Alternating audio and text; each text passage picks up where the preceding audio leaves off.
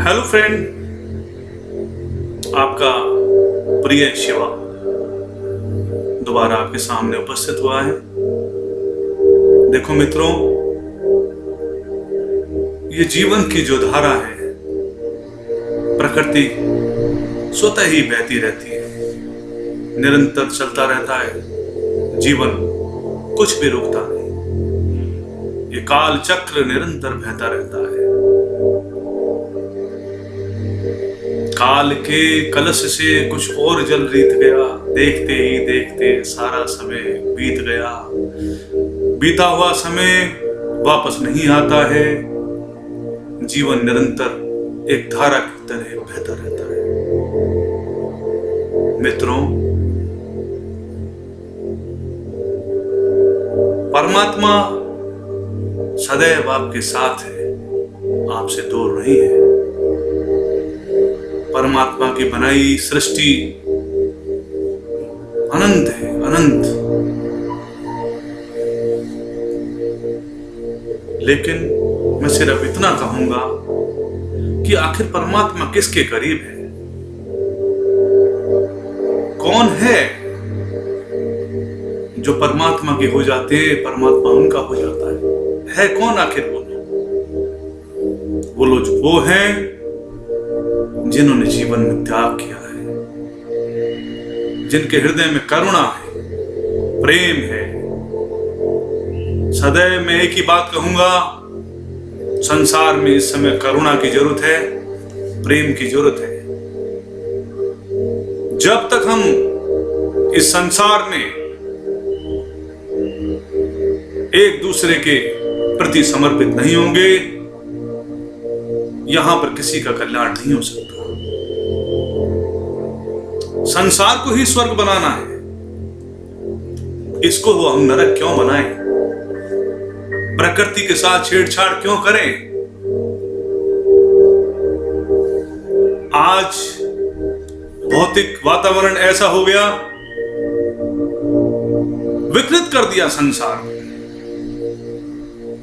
Atomic bomb, nuclear bomb, क्या कहना चाहते हो आप? हैं? उस ग्रह पर पानी है इतने लाइट ईयर दूर, करोड़ों खरबों आकाश गंगा दूर पानी है, शायद नासा ऐसा कहता है। पानी की खोज चल रही है।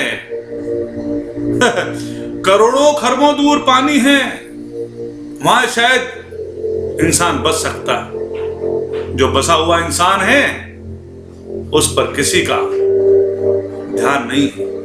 अरे जो तुम बसे हुए हो इस संसार में, यहां पर जो पानी है,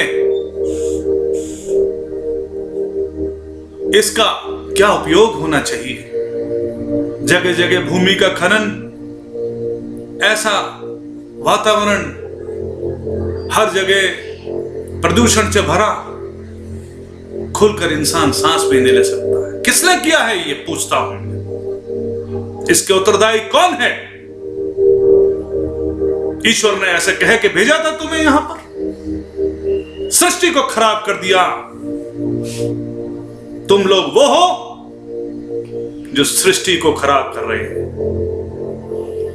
इंसानियत और प्रेम के लिए जब तक तुम नहीं बहोगे, जिस तरह हिमालय का शिलाखंड स्वयं ही सूर्य की गर्मी से निरंतर पिघलता रहता है और ग्लेशियर पिघलकर स्रोत बन जाता है, झरिया का रूप धारण कर लेता है और झरिया नदियां में मिल जाती है और नदी जो है सागर में मिल जाती है।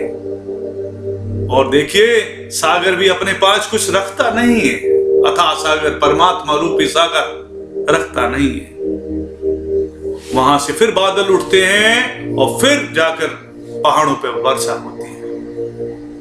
इसी तरह जीवन का चक्र, ये काल चक्र अनंत कालों से चलता आ रहा है। जीव अनंत कालों से आत्मा रूपी जीव परमात्मा से पिछड़ा हुआ है। भिन्न भिन्न पृथ्वी पर भिन्न भिन्न धर्म स्थापित हो गए, सबके अंदर परमात्मा बसते हैं। सबको सम्मान दो, सबको गले से लगाओ, जरूरी है। नहीं करोगे तो इंसानियत के दागी कहलाओगे। करुणा से भर जाओ, प्रेम से भर जाओ हे मनुष्य, जीवन जभी तुम्हारा सार्थक कहलाएगा।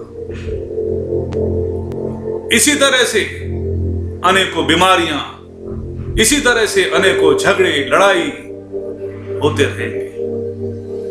मैं तुमसे सिर्फ यही कह रहा हूं मनुष्यों, कृपया एक प्रेम रूपी कड़ी बनाओ,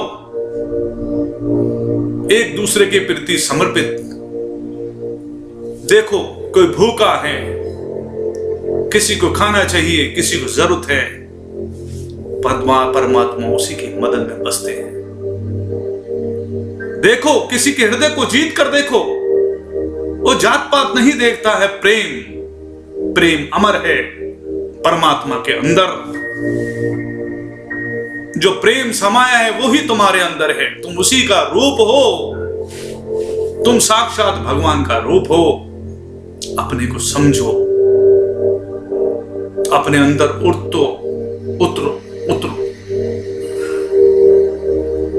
मर्म को समझो इंसानियत के शत्रु मत बनो। संसार के सभी वासियों, मेरी एक करुण पुकार है, जागो, जाग जाओ। मित्रों, फिर मिलूंगा। मेरे से तो देखा नहीं जाता, इसीलिए मैं कहने आपसे आ गया हूं। निरंतर कहता रहूंगा, एक दूसरे को गले लगाओ। मजहब नहीं सिखाता आपस में बैर रखना, हिंदी है हम वतन है, हिंदुस्तान हमारा। ये तो भारत की एक लोकगीत बन गया है। इसीलिए भारत विश्व गुरु बनने की कगार पर है। ऐसे ही आप सब देशों में मत बंधो। आप सब पृथ्वी के वासी हो। आप सब हमारे बहन भाई हैं, हमसे अलग नहीं हैं। सब एक हैं हम। करो, इस पृथ्वी पर मंगल बनाओ। करुणा से भर दो पृथ्वी को, कि ईश्वर भी मजबूर हो जाए यहां अवतरित होने के लिए कि हां, इंसानों को मेरी जरूरत है। God bless you.